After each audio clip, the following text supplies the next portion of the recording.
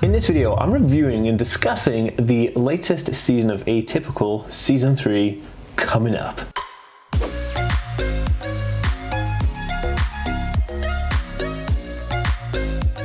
Hey guys, welcome back to the Aspie World.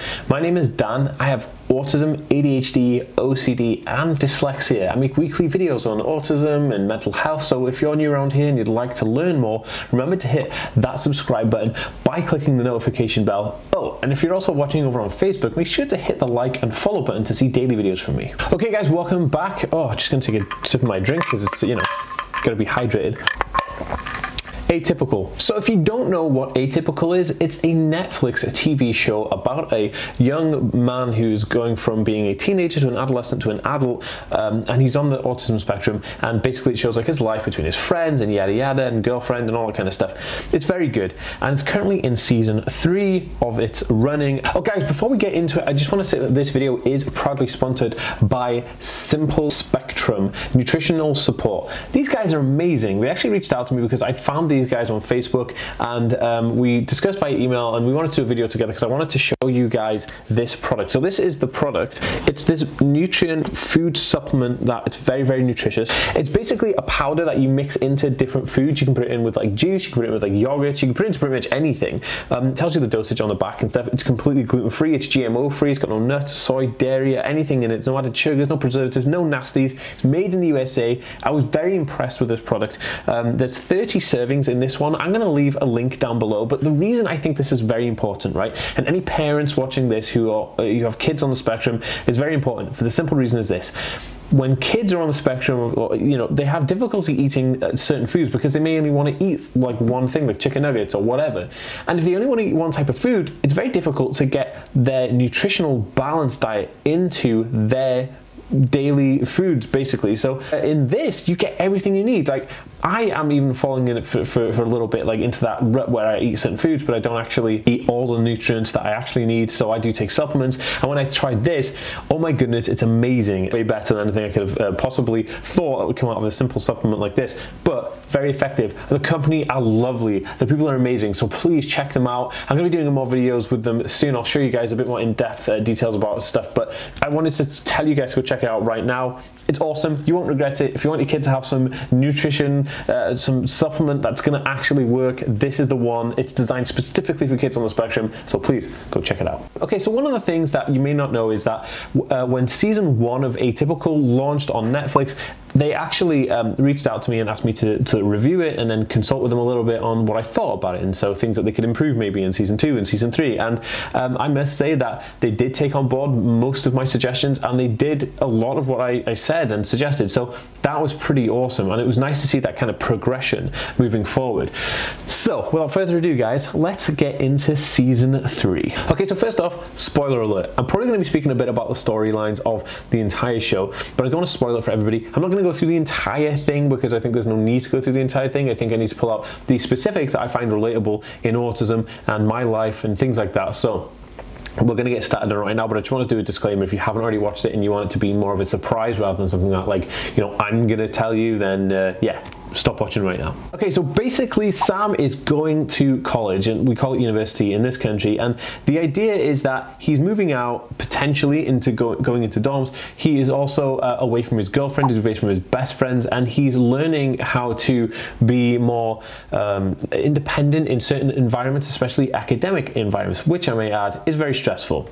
One of the most intriguing things is they discuss disabled student services. Now, I can relate to this heavily. So when I did my degree back in, I started in 2016, I actually did a degree in chemistry, and when I started that degree, 2015 I started, I was very scared because I'd always had this like apprehension about like how academia is going to treat me and my condition, because I had a bad time in high school. And anybody watching this, if you can relate to having a bad time in high school because you have autism, give this video a thumbs up so I know who my homies are out there who get exactly what I'm talking about right now. And it's kind of like you go to university, you're kind of on that same level as all the other kids, but then all the other kids who are there are kind of, they just get it, they fall into that thing. They can go to the clubs and they can go like hang out in the social groups, but you're kind of scared about that. And this is the same in Atypical. Sam, the main character, he's going into different places, he's trying to make friends, and he's finding it difficult. Now, one of the things I did is I signed up for student disability services, which was amazing. They gave me help in classrooms and laboratories and all that kind of stuff. And in Atypical, Sam decides to not go for student services, for disabled services, because he wanted to try and do it on his own to feel more kind of normal. And I don't like to use that word normal, but like he's trying to kind of go at it alone. He feels like, he sees the other kids, not having student support, and he kind of feels like, okay, I'm going to give this a try on my own. And I can totally understand where he's coming from. I totally get what he's saying, and there's nothing wrong with feeling like that. And I've been there myself. You don't want to kind of be the person who, looks like they're struggling or looks like they're vulnerable, because that kind of gives you some insecurity. And Sam is going through this whole thing with that kind of insecurity. Now, he tries to do this, but he fails because he's able to zone out in classes, which means he's not able to take notes, and not able to take notes is causing big disruptions, and those big disruptions is making him fail certain classes. And one of the classes he didn't really like, which was ethics, which he is surprisingly very, very good at, to himself surprisingly, but at the time he didn't think he was very good. So in this actual scene, he then goes to the disabled student services and asks for help, and then he gets an anonymous scribe or note taker to come into the class with him. And that change, where he sees the difference in like what help can actually do to not, is amazing. And it's amazing for a simple reason: for the watchers, the people who are viewing this show.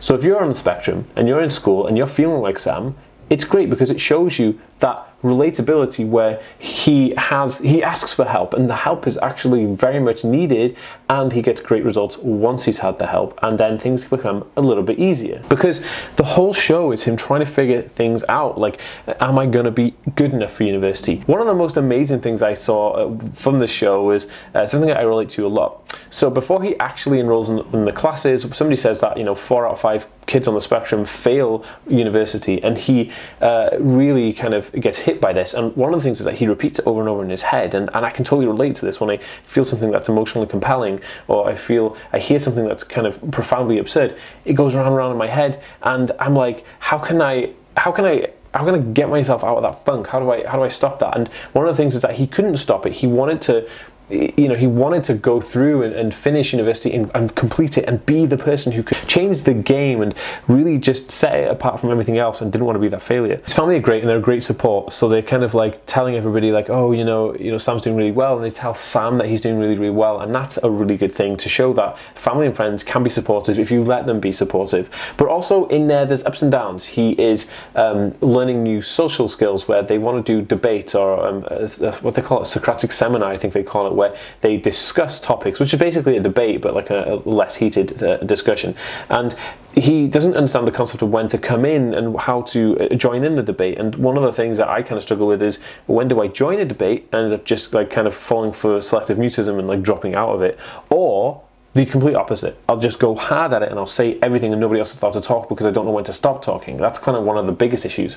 So in this, it reflects that exact situation where Sam is in the Socratic seminar, he doesn't get enough time to chime in, and then like he doesn't talk, and then he fails that class, but then they allow him to do a written essay, and then he doesn't really get the highest mark on that. But then he realizes that he could chime in at any time, and that kind of like chiming in sets him apart, and then he kind of like passes that class, and it's really, really good. Now, this whole experience of Sam going to university, like wanting to move out to dorms, but having like the sound really irritating him for outside of the room, and like that hypersensitivity from sound is really relatable for people on the spectrum. I get it. I totally understand. That's why I didn't want to go to dorms when I was living so close to university. I had to travel like half an hour every day, maybe 40 minutes every day, but it was worth it to not have that pressure of being in dorms. But it shows that like you have that choice. It's just because you have an autism spectrum disorder doesn't mean you don't have that choice, And it's great because he directly addresses those issues. He says, I have ASD, so I worry about this, that, and other. And he's very self-aware of who he is. And I feel like we need to see a lot more of self-awareness of people on the spectrum, because self-awareness allows you to do amazing things, and I love that about it. So the show in a whole, for me, I would say was very, very good. It's a far stretch away from the first ever season. The first season was very like typical, like every kind of common trait of autism Sam had, and everything was just the same, and then he wasn't good enough, like, you know, in his mind to do anything. But now in this new one, he knows he's good enough, he knows he's confident, he is able to hold down his relationship with his girlfriend, help her out where she emotionally needs it, which is good to show that people on the spectrum can actually effectively talk to people in an emotional support way, where they can be an emotional support for somebody who they love and they care about, and that's a great thing. There's also loads of family issues that it highlights in there, so obviously kids who are growing up and you know, with family issues and parent issues and sibling issues, it's great because it covers all of that, because not everything is plain sailing, and this show addresses so much of family life. It's amazing. But the overall feel of the show and the overall feel of this season is that it just bobbles along. It's very calm and collected. There are major issues with like meltdowns or burnouts, or Sam has issues, but they're very relatable, and because they're relatable, they're almost kind of therapeutic because you understand where he's coming from. I think it's great. I think this show, if it continues, is going to be an amazing thing, and I think anybody who hasn't seen it should definitely check it out. It's called Atypical. Like I said, there's 3 seasons there. You could probably binge watch them in an entire day or entire evening, depending on how adventurous you are on staying up late and watching Netflix. I know I used to do those back in the day before I had a kid, so, you know, big up to all my parent family out there who know exactly the life of having a kid. Kind of like, you know, time is somewhat restricted in some places. So with that being said, if you want to change the world with me, let's do it. Hit that subscribe button. Let's make a difference and join the squad. Also, guys, if you want to support this channel, I have a secret vlog that I release every Friday. And if you click the join button down below underneath this video, you can pay $4.99 a month and you get access to my secret vlog and any of the PDF downloads that I'm going to be putting for sale on my site. You guys will get them for free through this portal. So please check that out. I love each and every one of you. Thanks so much for watching, guys. I'll see you next time. Peace.